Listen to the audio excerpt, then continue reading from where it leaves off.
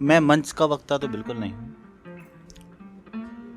और मंचों से दूर रहना मैं पसंद भी करता हूँ। कोशिश करता हूँ थोड़ा सा गंभीर लिखने का, और हो सकता है कुछ लोगों को जो समझ में ना आए तो पूछ लें मैंने ऐसा क्यों लिखा है।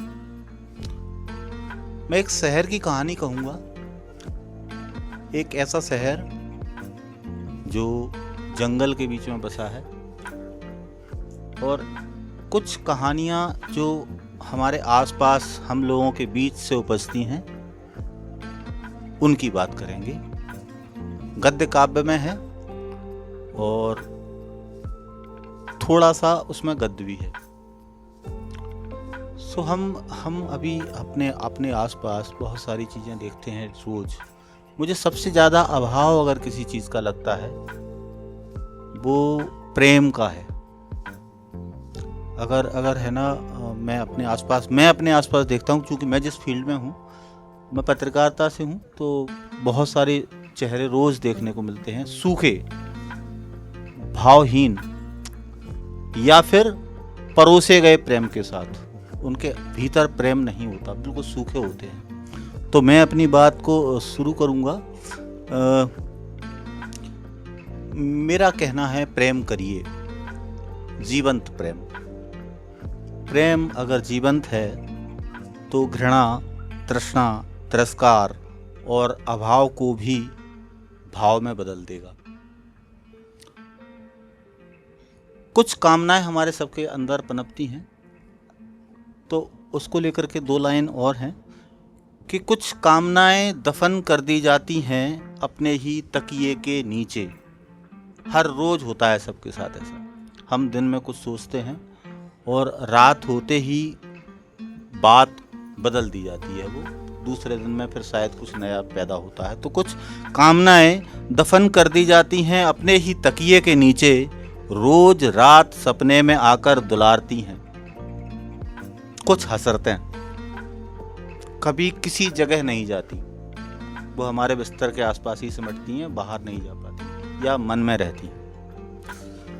तो रोज रात सपने में आकर दुलारती हैं कुछ हसरतें, कभी किसी जगह नहीं जा पाती, पलती रहती हैं कहीं किसी कोने में।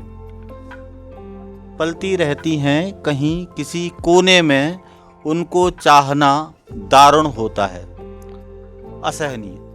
उनको चाहना दारुण होता है, रात भीगी पलकों में नमक सी पिघलती है। कई बार ऐसे हादसे हमारे साथ हो जाते हैं कि कहते हैं ना, मैं आज रात में सो नहीं पाया पूरी रात। तो रात भीगी पलकों में नमक सी पिघलती है।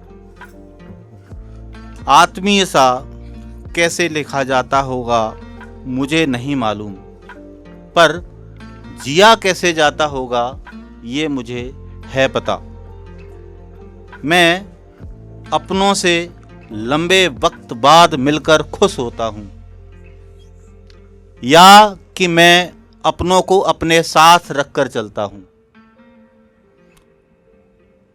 मैं अपनी यादों को याद करके खुश होता हूँ, या कि मैं यादों को अपने साथ रखकर चलता हूँ। कुछ नई बातें, कुछ नए नगमे, कुछ नई कहानियाँ रोज पनपती हैं मेरे भीतर, और रात होते ही जाकर मेरे तकिए के नीचे दफन हो जाती हैं मेरी हसरतों की तरह।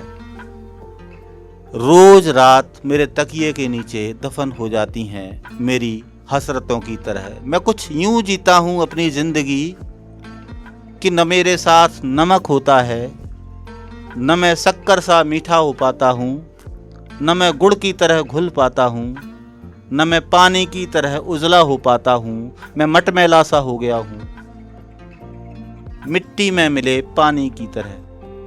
न जाने कैसे चलता जा रहा हूँ दो कदमों पर, आगे बस आगे। बहुत कुछ छूटता जा रहा है पीछे, और बहुत पीछे, और बहुत पीछे, और बहुत पीछे। आत्मीय सा कैसे लिखा जाता होगा मुझे नहीं पता। मैं बस अपनी हसरतों में, अपने वाकयों के साथ अपनी कहानियों के साथ, अपने जीवन के साथ जिंदा हूँ। मैं मरा नहीं हूँ अभी, मेरे भीतर मनुष्य जिंदा है जो रात में मेरे साथ बात करता है और फिर सो जाता है मेरे तकिए के साथ, अपने तकिए को मिलाकर अपनी हसरतों के साथ। अब मैं कुछ कहानियां जो हमारे भीतर से पनपती हैं उनको लेकर के बात करता हूं। शीर्षक है अंतहीन कहानी। गद्य काव्य में है, नई कविता के साथ है। न जाने कितनी कहानियां टकराती हैं रोज, आसपास जितने लोग नहीं उससे ज़्यादा कहानियां हैं। कहानियां न जाने क्यों खत्म ही नहीं होती, किलसती रहती हैं कानों में। हर बार होता है प्रजनन, दोहराई जाती हैं हर आदमी की कोख में।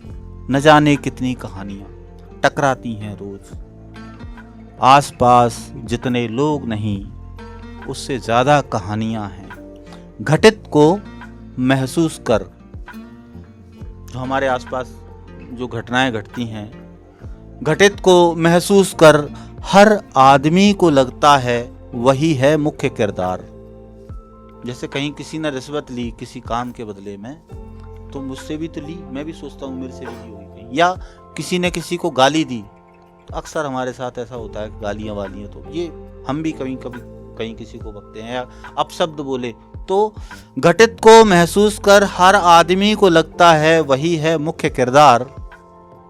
वह न होता तो शायद कहानी मुकम्मल नहीं होती। गाड़ी के नीचे एक कुत्ता चल रहा होता है, वो सोचता है कि मैं ही चला रहा हूँ सारे संसार को, सारी गाड़ी को। तो हर मनुष्य ये सोचता है कि मैं ही सब कुछ हूँ, मैं ही प्रधानमंत्री हूँ, मैं ही राष्ट्रपति हूँ। सो हर आदमी को लगता है वही है मुख्य किरदार। वह न होता तो शायद कहानी मुकम्मल न होती।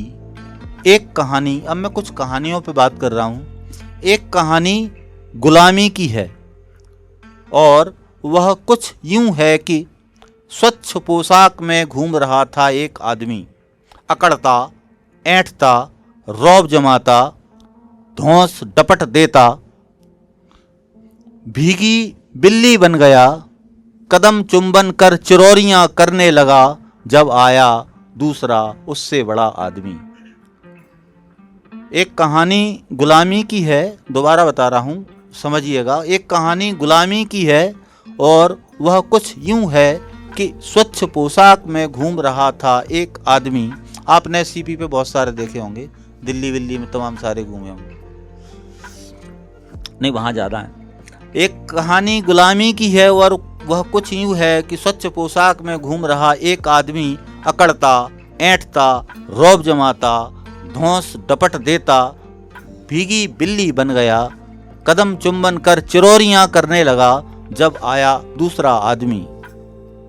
एक कहानी मनुष्यता की है और वह कुछ यूं है कि फटे कपड़ों में घूम रहा था एक आदमी, सिकुड़ता, सकुचाता, भयभीत, सभ्यता के दायरे में अचानक दहाड़ता नजर आया, अकेला, निडर, जब मुसीबत आई उसके जैसे दूसरे आदमी पर।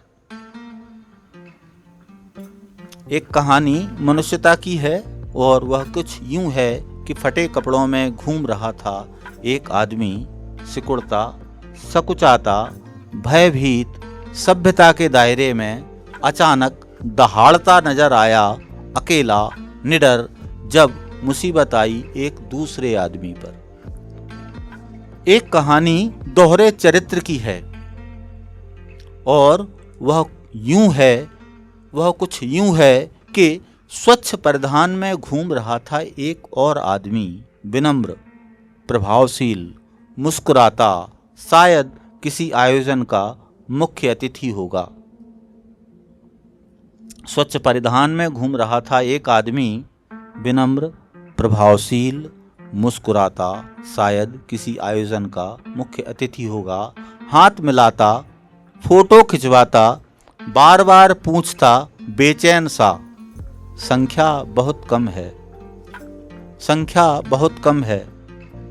मैं मंच की बात कर रहा हूँ, ये मंच वाले लोगों की है। संख्या बहुत कम है, सबको हतप्रभ छोड़ कहकर चला गया, चंदा भिजवा देना, ऊपर बड़े आदमी को भिजवाना है। कहकर चला गया, चंदा भिजवा देना, ऊपर बड़े आदमी को भिजवाना है। मानो या न मानो, हमारे आसपास घूमती हैं बहुतेरी कहानियाँ। सभी पात्र दे रहे हैं अपना अपना योगदान। शायद निकलना नहीं चाहते बाहर, शायद निकलना नहीं चाहते बाहर। गोबर में पनपता जीवन चक्र, गुबरीला की आवृत्ति लिए, या फिर कोई एक निकल आता है अपने आसपास जाल बुनकर, रेशम बनता है और दे देता है किसी और को मखमली आराम। मानो या न मानो, हमारे आसपास घूमती हैं बहुतेरी कहानियाँ। समझिएगा, मानो या न मानो, हमारे आसपास घूमती हैं कहानियाँ। सभी पात्र दे रहे हैं अपना अपना योगदान। शायद निकलना नहीं चाहते बाहर। गोबर में पनपता जीवन चक्र, गुबरीला की आवृत्ति लिए, या फिर कोई एक निकल आता है अपने आसपास जाल बुनकर, रेशम बनता है और दे देता है किसी और को मखमली आराम, किसी और को मखमली आराम। नमस्कार।